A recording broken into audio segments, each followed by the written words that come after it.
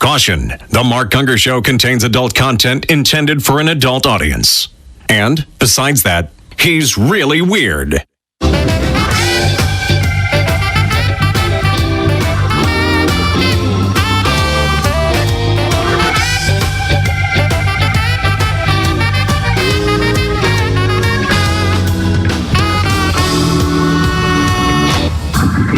Welcome to the Mark Gungor Show with international marriage speaker and author of Laugh Your Way to a Better Marriage, Mark Gungor. This is your source for practical, down-to-earth marriage advice without all the over-spiritualization or romantic nonsense. And now the host of the Mark Gungor Show, Mark Gungor.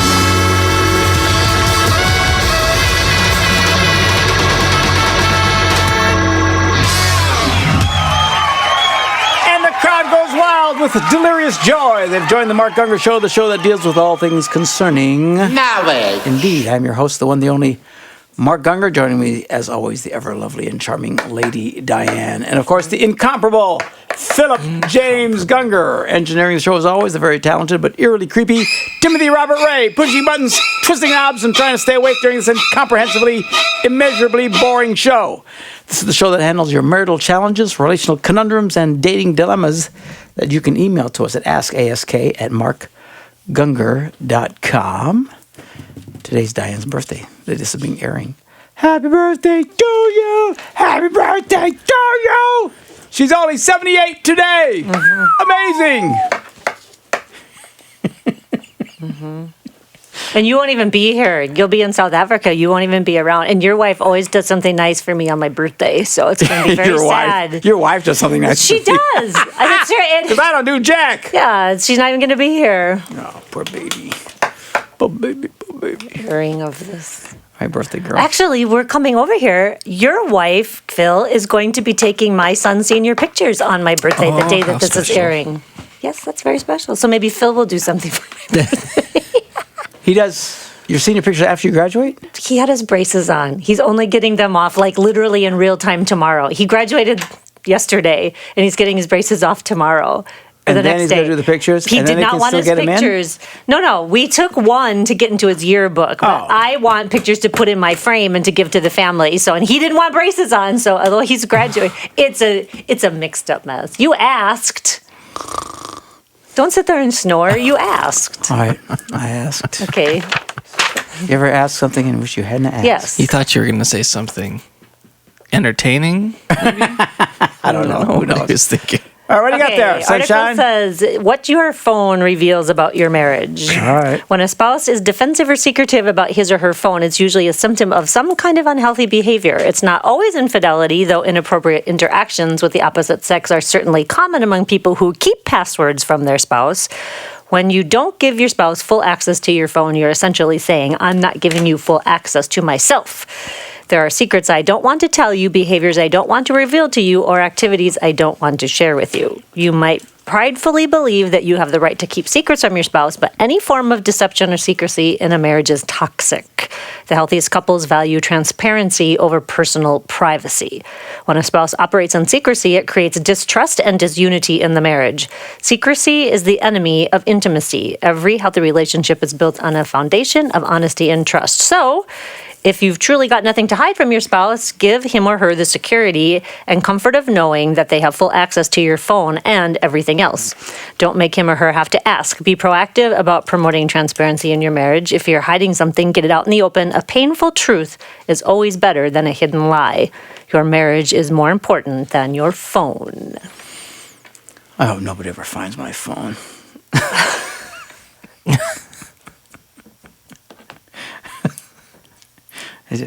I have so many inappropriate comments. The sound bites will kill you. I always tell you that. On my phone. It's just like, what the heck? You know, it's, what it is we deal with this stuff 24/7. Yes. All right? And a gazillion questions about sex and this, that, and the other. At some point, you get a little jaded. Yeah, It's not that big of a deal for you to talk about it like it would be for somebody else to make those comments and talk about it. Context. That's what I'm just saying. I hope nobody ever finds my phone because they'll be mortified. I can't believe he said that to that person. It's just good grief. Just a conversation you and I have back and forth. Or anybody I work with. I mean, it's just horrifying. But you forget that everybody doesn't talk that way. And I find myself like at lunch with people who aren't in our circle or having a conversation. And you can tell when I say something and their eyes get really big and they make this face. It's like, oh, I'm sorry. I'm not talking to my work people again, am I? But it's just so normal because we're so steeped in it that I have to put my filter back on. It's like a mortician who deals with dead people all the time. They get on dead people. It doesn't bother them at all. Mm-hmm. And they'll say, I remember the first time I was around for a second, I was mortified.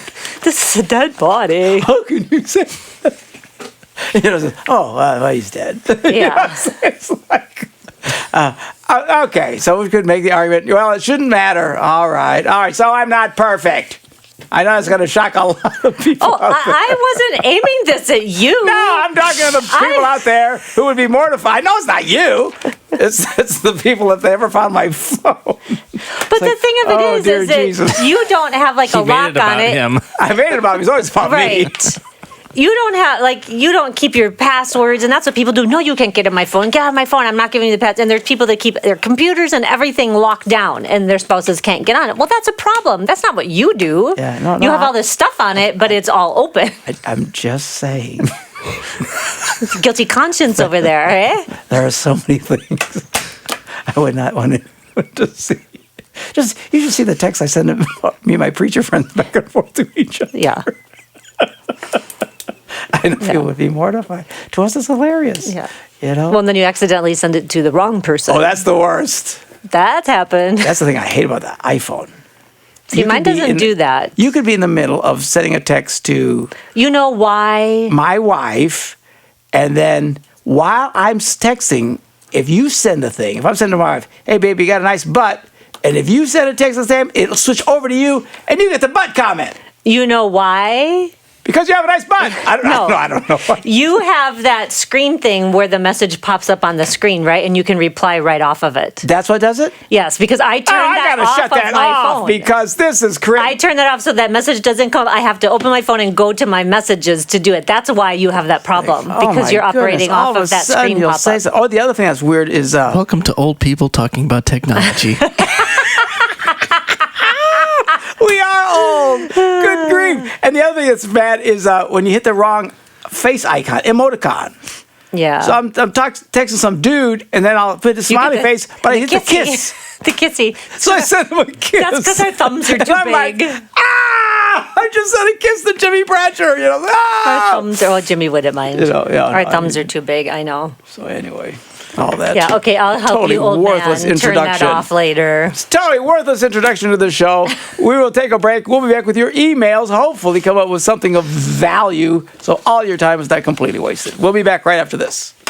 Attend Mark's Laugh Your Way to a Better Marriage event. Visit laughyourway.com for upcoming dates and locations.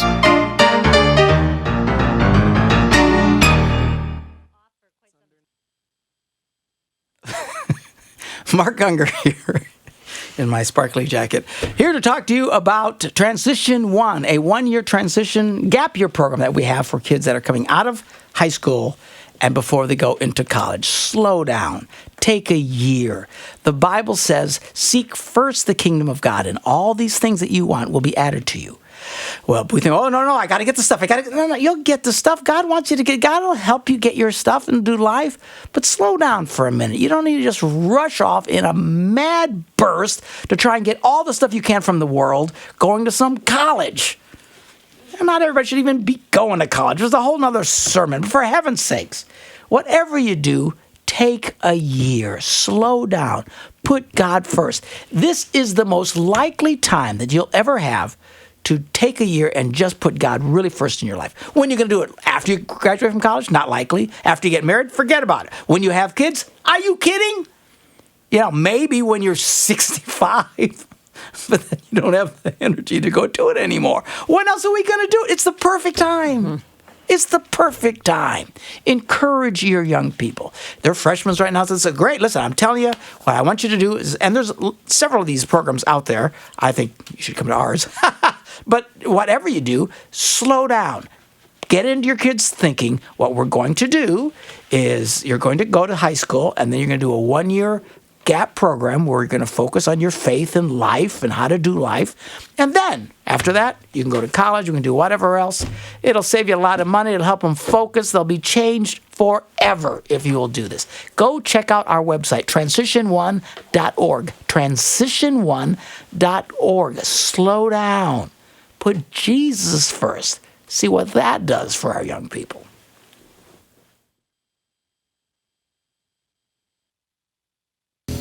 Doctor, can I have a talk with you? I need a great physician, got a soul condition. We're back on the Mark Gungor Show, talking about love, marriage, and relationships, answering your emails. He says, I am from a small Eastern African country, but I'm living in Angola now. I'm from a small Western African country. I know you are. My DNA. I know you are. From, what's the name of the Ghana, was it? No, not No. Ghana. Gabon. Gabon. Apparently I'm part African. From Which I had to say Gabon. with an accent for some reason. I don't know if that's actually how you say it. Maybe it's Gabon. Gabon? Gabon. I'll bet you that would make think it's Phil a very Gabon, yeah. small slice of African. Okay, so All right. anyway, but he's currently living in Angola. Due to an economic crisis in his own country, Okay. he had to leave to go there. He said, I got married 20 years ago, have 4 children, ages 10 to 18. It's been more than 2 years now since I left my family and went to Angola. He has not seen them at all. There's no visits whatsoever. He still has a year and a half left of this little work thing before he said his contract is up and he can go back. So he has a couple of questions. Okay. One, do you think it's right to have phone sex with my wife? Okay. Sure. I mean, what are you gonna, I mean, 2 2. years? That's a long time. Yeah, you know, 2. okay, It's so- 2 already, and I mean, another year and it's a not half. So- ideal. The ideal you should be with your 3 wife. and a but half people total. have complicated lives. Yes. I don't. So as long as you're making it about her, knock yourselves out. That's what he said. What about masturbating, thinking of my wife? So Yeah, that's okay. okay. And the third, any tips on how to stay clean and holy, apparently, dealing with the separation Yeah, aspect? go back to your wife. That's the only tip. The Bible says, what is the answer for sexual temptation? Get a wife and be with your wife. That's the answer. People don't like the answer, or they have reasons that they can't have the answer, so they try to come up with something else. What else is there? There's nothing. That's the only answer we got. You know, the good news is you won't die from lack of sex. You'll think you're going to die, but you're not going to die. No one's ever died from not having sex. So you just suck it up, man. You know? Economically. You know, I don't know. I don't know what people's economic situations are. I don't know. I don't live their lives. I know a lot of people have very complicated lives. A lot of people have suffered in life. I do know this. There is not a situation that justifies you going to have sex with some other woman or being inappropriate or whatever the deal is. So you won't Even if die. you are But the separated. only answer is you should go home to be with your wife. That's your answer. So, but I can't help him beyond that. And I'm sure he found that totally unhelpful. But Well, yeah. at least you said that he could deal with the phone sex issue. Maybe that you will know, help it's them. still, it's not ideal. I mean, what do people do before they had phones? I mean, when you get married, you should be with your family. I don't know. I know people say, well, I got to move to Bonga Bonga. People do this all the time, especially a lot of Africans. I know they'll go to England, leave their family behind. They go to work on a cruise ship for 10 months and leave their families behind. And yeah, it's going to create problems, you know, but sometimes they don't have any other choice. So, you know, the good news is you won't die. But I'm just warning you, those situations are never justification for being sexually immoral. They're just not. So I'm tempted. I'll bet you are. I'd be going out of my mind. But, you know, it is what it is. You won't die. You'll be fine. You know, and then just try to get back to your family as soon as you can. And that's all I got. Okay. She says, my husband and I will be celebrating our 2nd anniversary in June. It is a remarriage. He's 47 and he's 45. Here's the issue, she says. We have had sex less than 12 times in 2 years. Okay, that's a problem. Why he is that? did go to the doctor a year and a half after we got married and does have low testosterone, but he won't follow through. He also has been able to have sex when he feels he has to, she says, such as on our anniversary or on vacation. I always get the obligatory sex one time on vacation, and sex always occurs with no kissing, no foreplay, nothing. So apparently it's hop on, hop off. Wipe on, wipe off.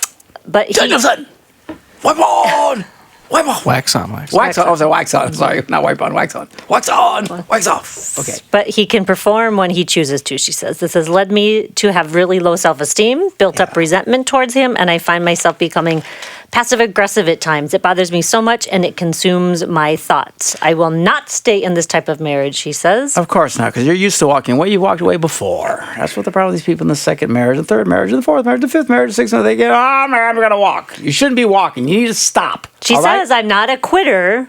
I just don't think it's a situation to continue in. If it forces... Wait. I'm not going to put up with this anymore, but I'm not a quitter. Yes, you are. says- That's what a quitter is. Like, I'm not taking this anymore. You quit. Don't tell me you're not a quitter. It's exactly what you are. She just Stop it. She won't quit things that she thinks shouldn't be quit. That's exactly what it is. So, listen, let's not even get into that whole thing. Here's the problem. You're taking something personal that's not personal. If the man has, in fact, been tested and has low testosterone, he is not interested in sex. For him to wax on and wax off even is pretty impressive to me. You can take the most studly guy who is just, the young man, and drop his Like testosterone like Phil. And all of a sudden, there's no interest in sex. I know a guy, he's 30 years old. His testosterone is zero. Zero. Well, what causes that? I know that's a They're just rabbit health trail. problems, okay? But here's the reality. There's ways of fixing it. Your problem is not that he doesn't want to have sex. His problem is not that it isn't all these things that you got this bitterness. And no. Your problem is he has a testosterone problem and he won't deal with it. That's the problem. Just focus on that. We go on vacation and when he has to, it's just this. That's not your problem. That's what happens when you have no testosterone. He needs to deal with the testosterone. You need to force that issue. That's what I would do. I would say, you need to do, I'm not going to deal with it. Well, then listen, I'm going to go back moving with my mom. I don't say divorce. And when you're ready to deal with it, let me know. You can force these situations.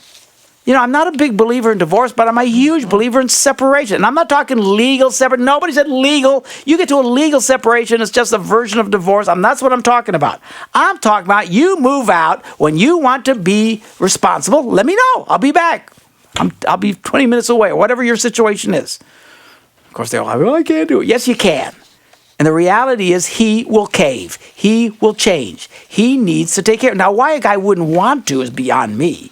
They've got testosterone that you can take and stuff like that, and it'll make you roar back to life. He'll feel healthy again. He'll feel like having sex again and being a lover to you. He'll feel more like working and being competitive. Testosterone is essential to a man. So your only problem is he won't take it. I would force that issue. I'd move out until he takes it. And you watch, he'll take it.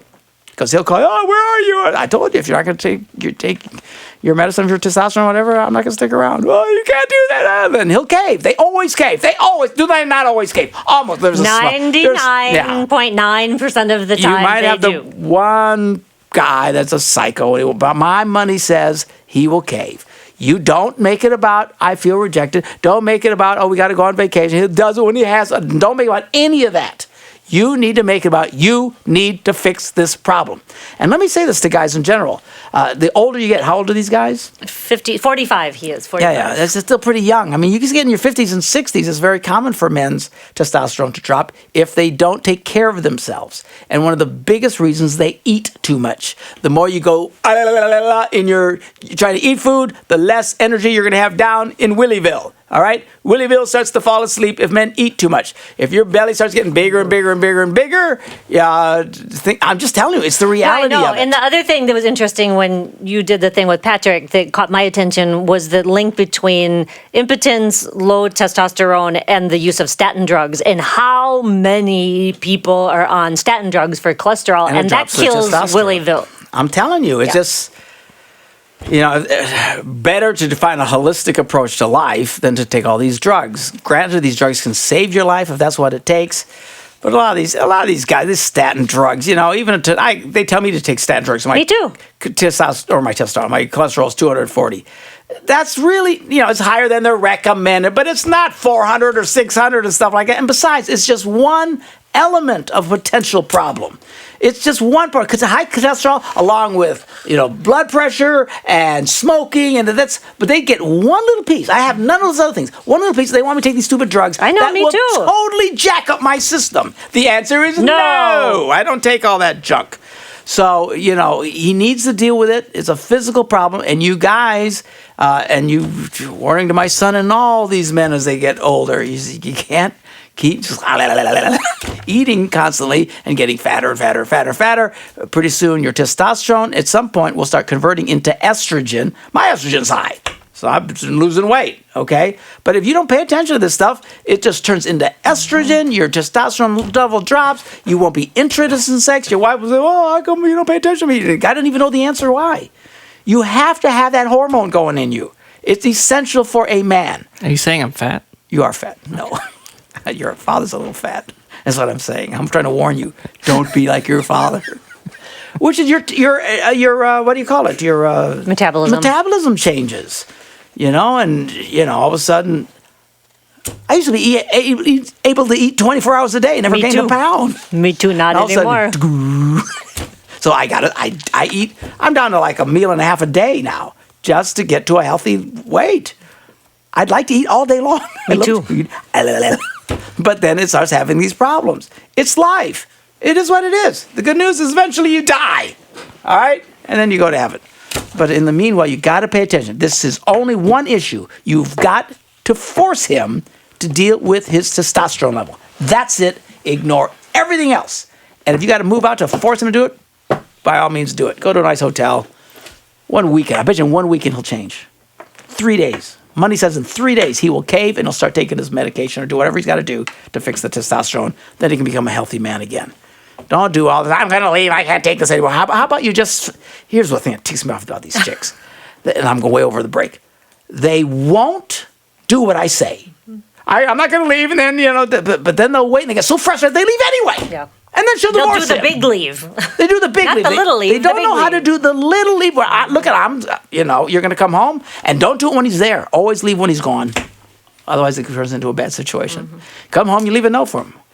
Where you at? He called you on the phone. Where are you at? I told you I'm not gonna stay home with you anymore until you start taking your medicine, whatever the deal is. I don't know the guy. If he's refusing to take his testosterone shots or whatever, you force it. You just force it. That's all you do. You fix this in 1 week. You can absolutely turn your life around if you'll get a backbone, ma'am, and make him do this. And don't get into all this other nonsense and emotional connections. And I don't feel loved, and he doesn't when he has to, but he won't do it. Just stop. If he has no testosterone, he is not interested. It's surprised he can get Mr. Willie to stand at attention, for heaven's sakes. All right. I'm done with all that rant. We'll be back with more after this. Have a marriage dilemma? Email your questions to ask@markgungor.com, and Mark can answer them during one of our shows.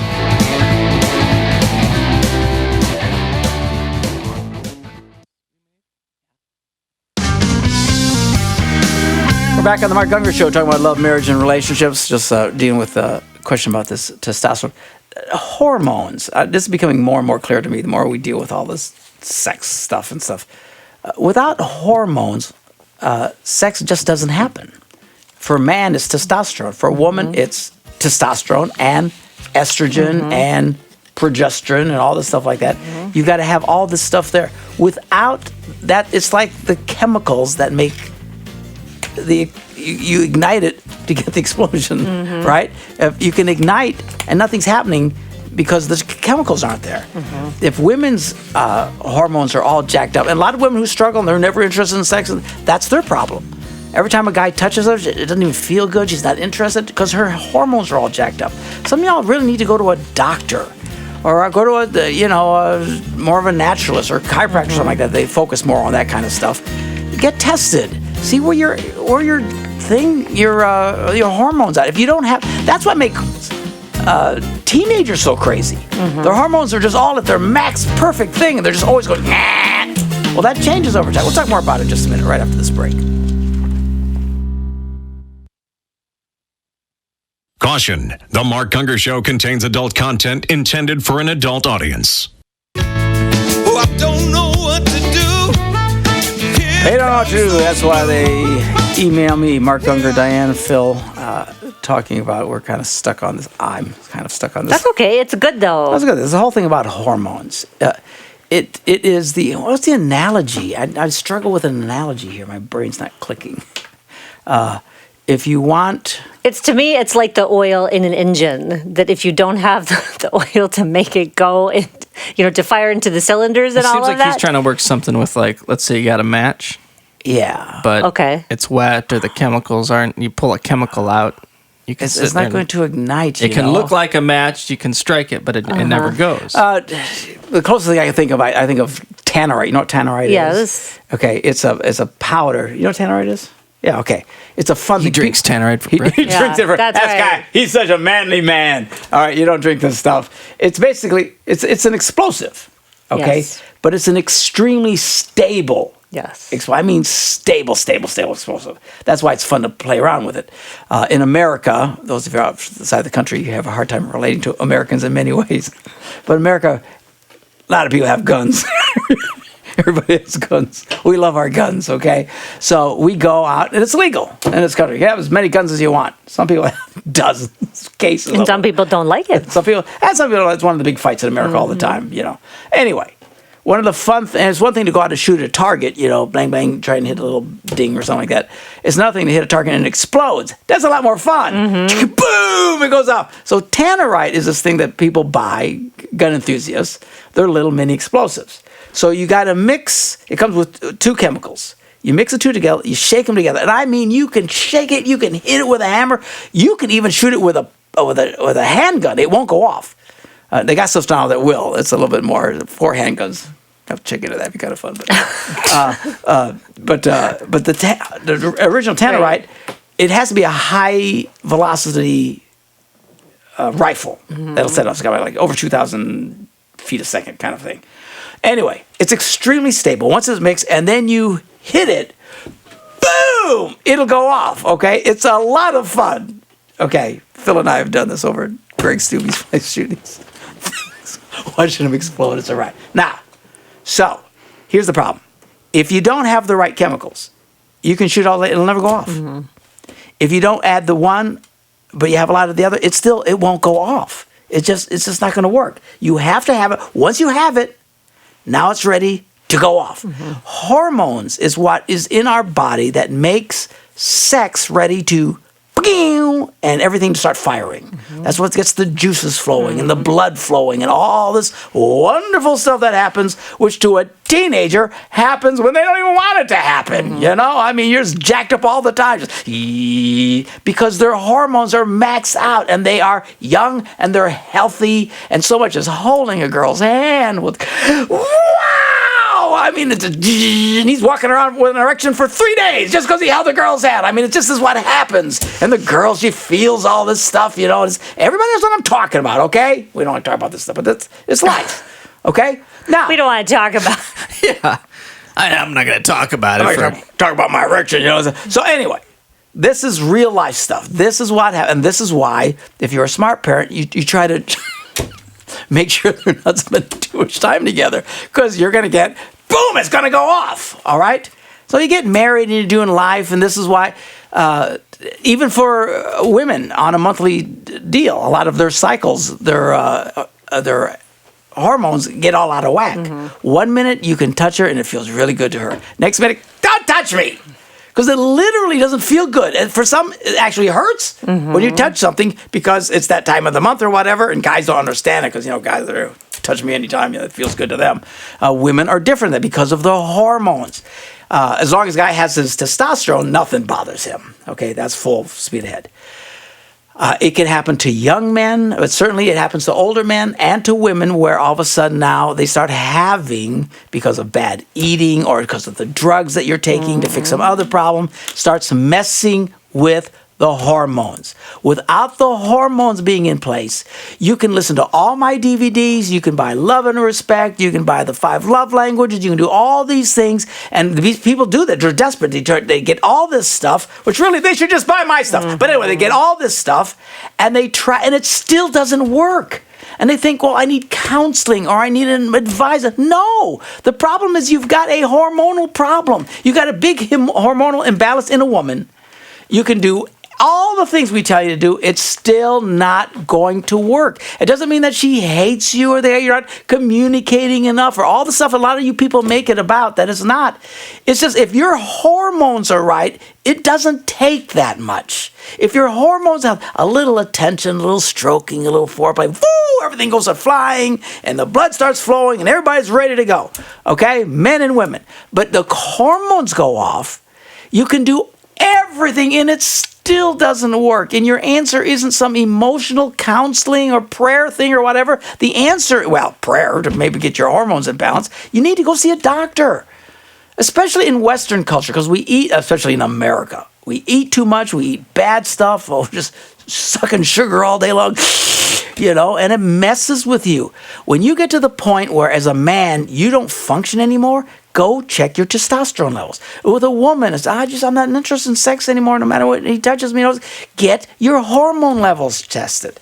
Again, with doctors, they like to just throw a lot of drugs to you, but go to a chiropractor, go to a naturalist. They see these things. There's all kinds of easy, natural ways that you can do to get your hormone levels back in place. Because if a man's testosterone is in a healthy place, it takes very little for him to get going. If a woman's hormones are in place, it takes more effort, but it's not like climbing Mount Everest. You got to give it some time, but she'll start firing off on all cylinders. But you can do everything right, and nothing will work if the hormones are not there. They have to be in place. And a lot of what people struggle with in their sex lives is just based because they're in a bad place. Mm-hmm. And a lot of it happens later in life. Mm-hmm. And then people say, well, it's normal, and as a couple quit having sex and they get in their 60s, and well, we just know. No, the truth of the matter is if things are normal, you can be having sex in your 90s. It's like people who just forget everything. Well, that's really not normal. It's only normal because everybody has it. Well, it's like your eyesight goes, your hearing goes, your Willyville goes. Yeah, everything starts going. But it's only because you're not healthy. Yep. If you're healthy, your memory doesn't go. It's a little more challenging. But if you're healthy, your eyeballs will pop out and quit working. You just got to wear glasses. Whatever. But even still, there's ways of dealing with stuff in a normal situation. When things get really abnormal, but so many people have it abnormal, they think that is normal. You to get diabetes later in life is not normal. If you're eating right, you can avoid these situations. So anyway, the whole thing, we don't talk about the physical side of it enough. We're often dealing with the emotional and the relational. My whole seminar is based on the emotional, relational side of the sexual relationship, which is important. I try and make that stuff, but that's all assuming the chemicals are there. Well, you have to, if the chemicals are not, you can shoot it with machine guns and it's not going to go off. The other thing is that so many people are on antidepressants, and a lot of doctors do not explain to people when they put them on, and bajillions of people are on them, that they have such huge sexual side effects with your... I don't know if it interferes with the hormones actually or how it does it, but it lowers the libido and it lowers your performance and your ability to achieve orgasm and everything. And there's so many people on that if they're having problems sexually in their marriage, look and see if it's because you're taking these other drugs or whatever else is going on. Now, if you have a problem, again, I'm not advocating one thing. Look, when I'm really sick, first thing I do is I go check with a doctor to see what's wrong. Mm-hmm. But you have to understand, doctors just treat symptoms. They don't deal with the underlying root, whatever your problem is, they give you a drug for it. And then that causes more something else, the drugs usually they don't ask, why are you having the problem? No. They just give you the drug. Yeah. For example, I was starting to have problems with psoriasis breaking out. They say it's because of low vitamin D. Mm-hmm. But you go to a doctor, they don't say, they'll ask them, so it has to do with vitamin D. Oh, yeah, that's a problem. But they don't give you vitamin D. They give you some pharmaceutical to fix the psoriasis. Well, if you know it's because of low vitamin D, and I test for low vitamin, how about we do that and maybe improve this.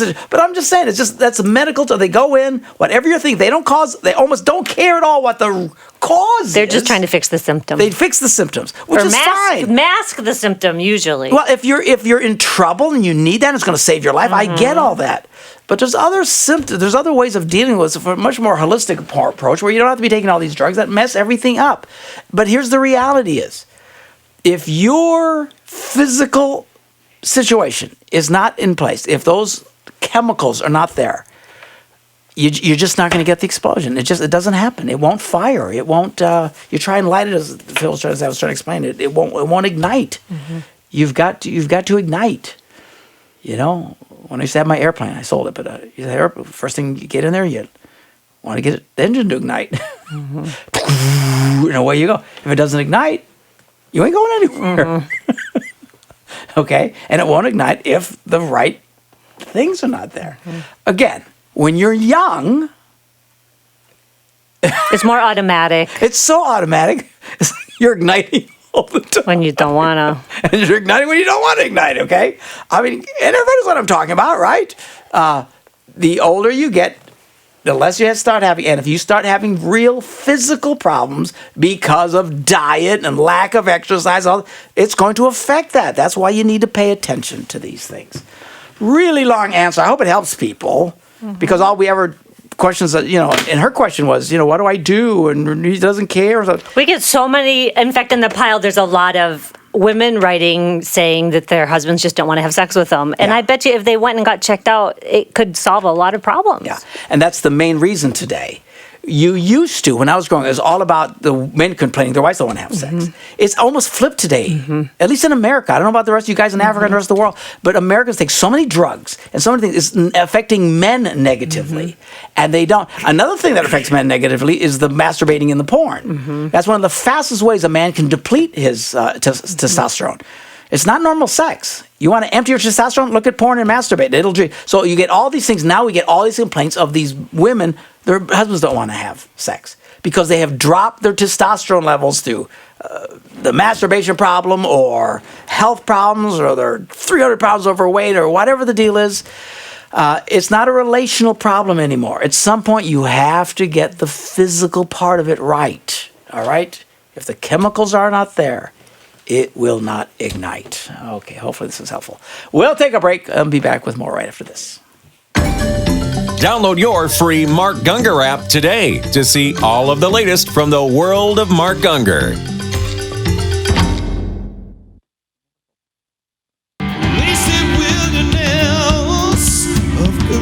We're back on the Mark Gungor Show talking about hormones today. A lot of hormones just from this one email, and I think we'll just stay with this. This problem with male testosterone dropping is, and they're looking for, they have these theories of, it might be, chemicals, environmental, because everybody sees the problem.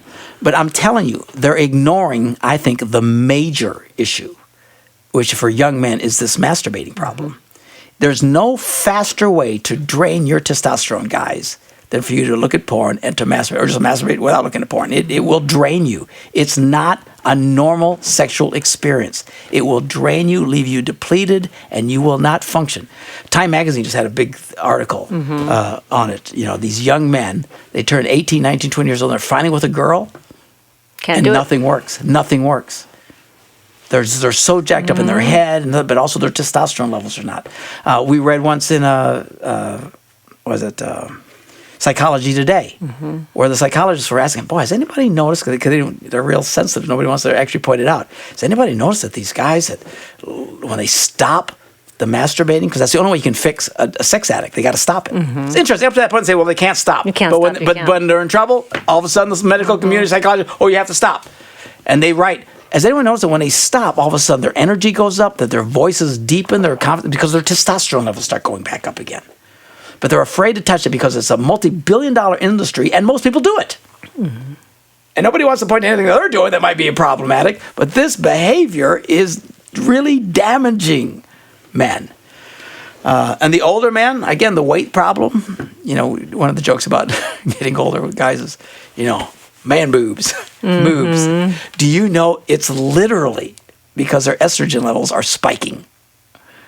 and they start growing breasts at some level. Yeah. It's true. Nobody wants it's the reality of it. The reason they need, with the Seinfeld, we need the bro. The bro. The bra for the men. The bra. I need to wear a bro.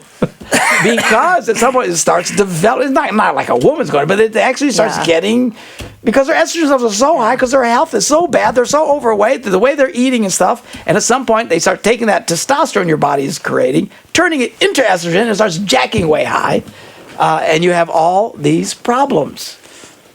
Anyway. Okay, have we beat this to death enough? Yeah. Okay. Do we have a dating question? We can do dating, yeah. Okay, we'll take a break and we'll come back with a dating question after all this talk about testosterone and estrogen right after this. Want more of Mark? Visit markgungor.com. There you will find everything that Mark has to offer.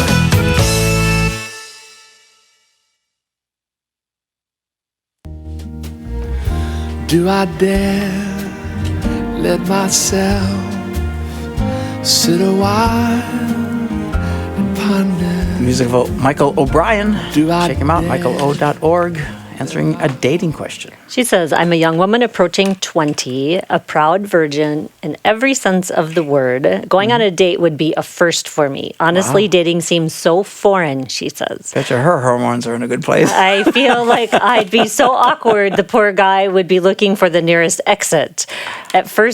Our first date's generally awkward, she wants to know. Realistically, what should my expectations be? What level of conversation should we have? My parents are amazing, but suggest getting to know him in group settings first, then going on a date. I like this idea, but just wonder if you agree. If so, how the heck do you explain that after he's already asked you out? That has gone bad every time because they think I'm turning them down, she says. Am I being ridiculous and She's overthinking turning them this? down because she hasn't done the group dating thing first. She suggests the group dating thing, and they read it as a no. So you ask out this girl, and she's like, yeah, but let's just go with a bunch of friends. How old is she? Almost 20. Yeah, stop that. That's good when you're like 16. Almost 20. When you're 18. Don't do that, okay? Well, let's go with a bunch of friends. That's a no to most That's men. what she says. They're taking them at that as a no. It is a no. To a guy, that's a no. Just go on a date with the guy. You don't need to be... Her parents are suggesting. Well, because she was saying, well, I'm afraid it'll be awkward. Yeah, it's supposed to be awkward. It's supposed to be awkward. People who You're think going to they be awkward. can... He's going to be awkward. Yeah. The first everything That's is the awkward. realistic expectation. Wait till your wedding night. Oh, yeah. That's a little awkward. Yeah. The first time you do much anything is like, Yes. oh, it's a little strange. That's what you expect. That's It what is I- awkward. She says, what should my expectations be? As low as conceivably possible. Yes. Expect awkward. Expect nothing. And just enjoy your date. And see if you like this guy. If you what you want to do is check this guy out. You want to look at somebody and say, could I do life with this person? If the answer is yes, then pursue it and see what happens. If your answer is no, I couldn't stand it, then dump them and find somebody else. It's really that simple. All you single people, you make this way too complicated. You know, when I was a kid, young man, you just tried to find one girl that would like you back. That's all you did. I married your mother because she liked me back.